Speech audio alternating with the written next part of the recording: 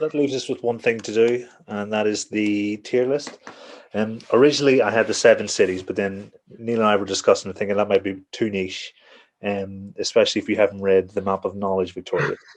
So this one's just going to be for you, and it's going to be the curriculum content that Neil took on in episode 3 of season 1, just to see where the similarities and differences are. So Jack Harker also took this on, and his was quite similar to Neil's. So let me see if I could share my screen. Just like last time, S is stellar, A is very, very good, B is average, and C is below average. And I suppose it's the relevance, how important do you think they are in the curriculum? What sort of credence do you give them when you come across them?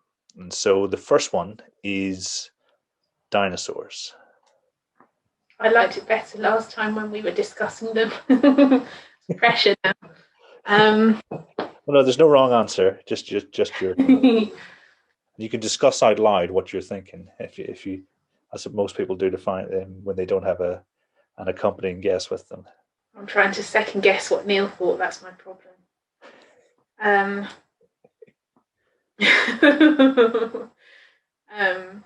mean, obviously, it's not actually in the national curriculum to learn about dinosaurs.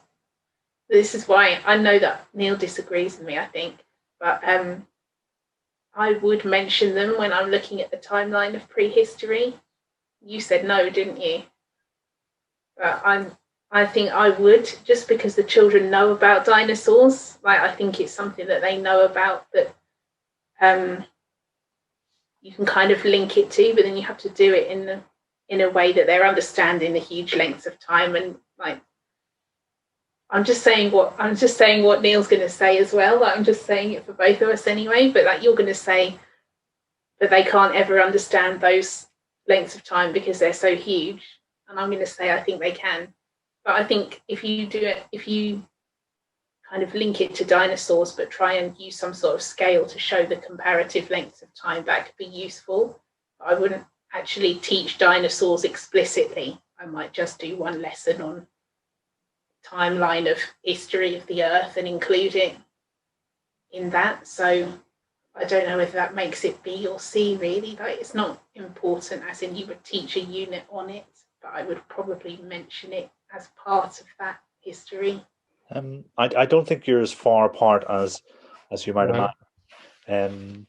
Yeah, Neil put it in C because for pretty much the same reasons. Because I think what I was trying to do was I was trying to coax Neil with them what is essentially people using whole terms to teach the dinosaurs. And whether or not that's right, it's both from both of you talking, it's pretty clear, and Jack as well, that that's not something we should be dedicating 6 weeks of our time to. So I think, yeah. But I agree with Victoria. Like, if you were doing a massive, timeline like that, I'd no qualm in putting that in there at all. But I wouldn't spend 6 weeks. No. And then only 5 of your lessons are on dinosaurs, and only 1 lesson then on the changes of between the Stone Age through to the Iron Age. No, I think it's worth linking it just because children often know a lot about the dinosaurs and they link lengths of time. Like, a lot of them know the 65 million years ago, like that type of thing. So I think that's quite a good way of linking the time scale of the history of the Earth. Like, when I taught Stone Age to Iron Age, did a huge timeline in the hall, starting from the Big Bang and going all the way along to now, and tried to do it in scale. And I spent ages on the floor in the hall rolling out toilet roll on my knees, crawling around the hall. But that was great. So like, including it briefly in something like that, fine. But actually, as a topic, no. Nice. So then the next one is pirates. Depends which area of the curriculum we're talking about. I think perhaps from a historical perspective, I reckon. I don't know, somewhere in the middle. It's not one that I would say definitely, yes, everyone should do this. But there are, if you do it in a properly historical way, like Neil wrote in his blog, rather than you're not just doing some fun activities on pirates and mentioning a few pirates from the past and then saying that's history. But if it's a properly researched historical unit of work, then depending on how it fits in your curriculum, then there can definitely be value to it. But it's not something I would say everyone definitely should do. And I think there's a potential for it to drift off the history, maybe, depending on how you plan it and how the planning's disseminated to the teachers as well. So, I don't know, B? So it's somewhere in the middle. Neil, did you go S with yours? Because I know you're a big fan. I think I went quite low, actually. I think I went B or A, because I do enjoy the unit that I created. But if I were to have full control, would I probably do it with year 2? There might be a few more things that I think are a bit more, when we think about Young's concepts, powerful knowledge. I think it's very interesting, don't get me wrong, but I think there are more powerful things that children in year 2 can do, I think.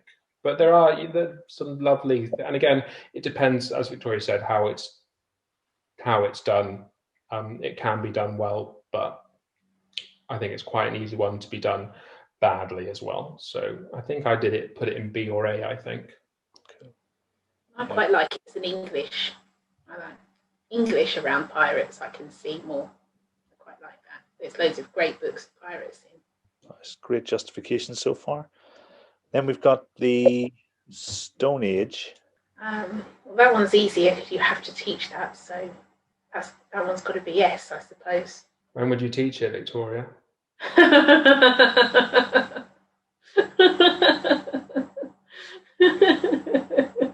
I'm not going to change my answer however many times you ask me. I think we can, when this goes out, Kieran, there can be a poll attached to it. Would you teach the Stone Age to Iron Age in, I'm a Puritan, I'm very much, I'm for it for year 3. I think, Victoria, you're year 6, aren't you, or year 5?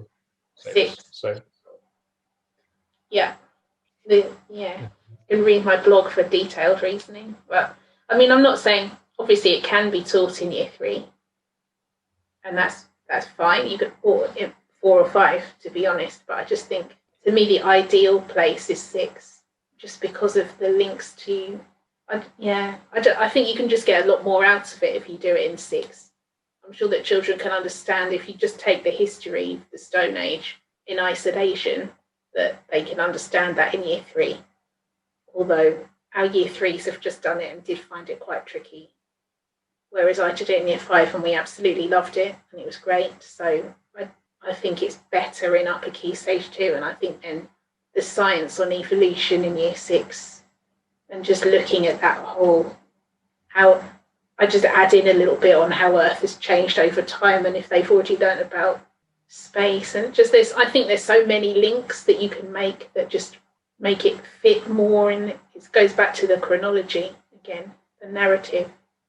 I just think you can make it fit and make sense more if you teach it there, even if you're then going back and teaching something later in the key stage.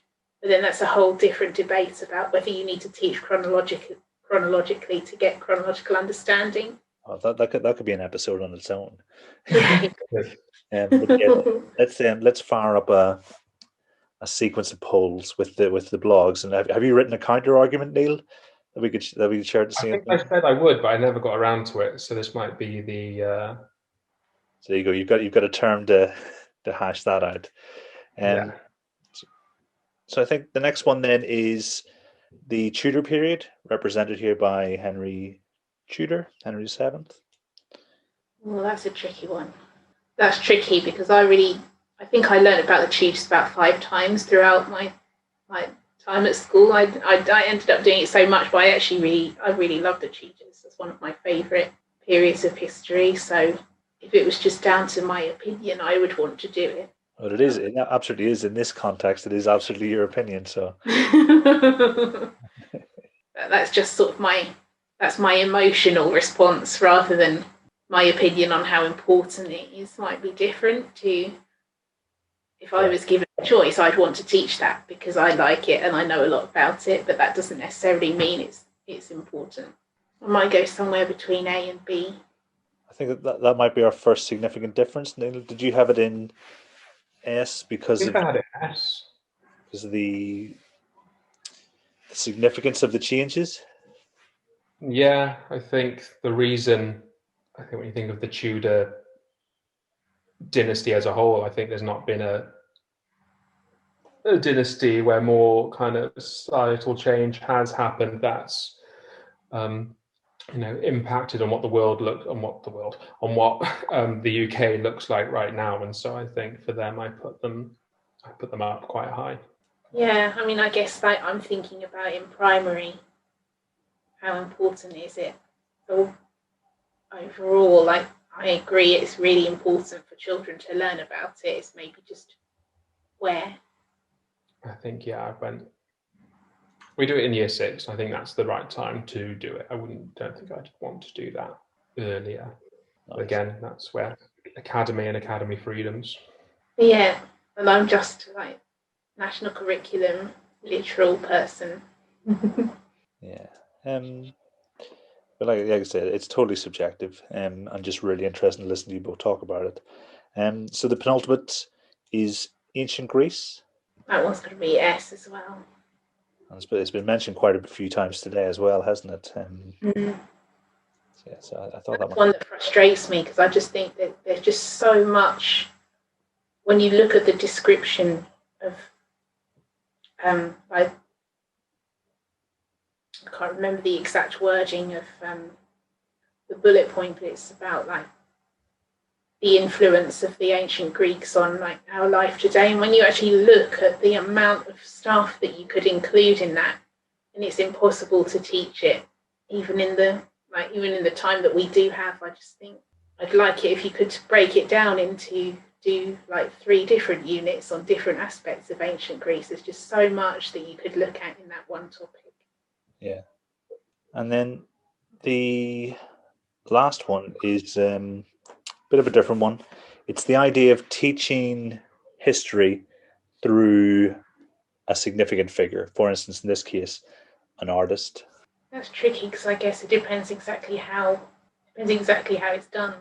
Yeah, I think that's been the distinguishing factor that everyone's mentioned is, it could be done really well, but actually, what are the chances of it being done really well? I think it's where people usually land. Yeah, and I think, like I was saying earlier, I think it's definitely valuable to sort of link artists and authors and composers to other historical learning. But would I necessarily spend a whole term teaching a unit on that? Possibly in Key Stage 1, that can be more. And it depends on exactly who the figure is as well, doesn't it? In Key Stage 1, I guess that could be more viable. Where would you like to put them? Maybe go for B again, on the level of pirates. But I think there could be really, really good units based on that I might then place higher up. That might convince me. Excellent. But we're under no doubt that Stone Age and ancient Greece are S-tier topics. And then we've got the Tudors sort of straddling good and average, pirates and through significant figures, and then the poor old dinosaurs. I wonder what it is about dinosaurs that every kid knows all about them. It must be really strong branding, on the part of toy companies, because some of the, like you said, Neil, before, the polysyllabic names that kids know of these dinosaurs, and before they can even decode CVC words. It's also Velociraptor without a Teen Dinosaur, strong branding game. Awesome.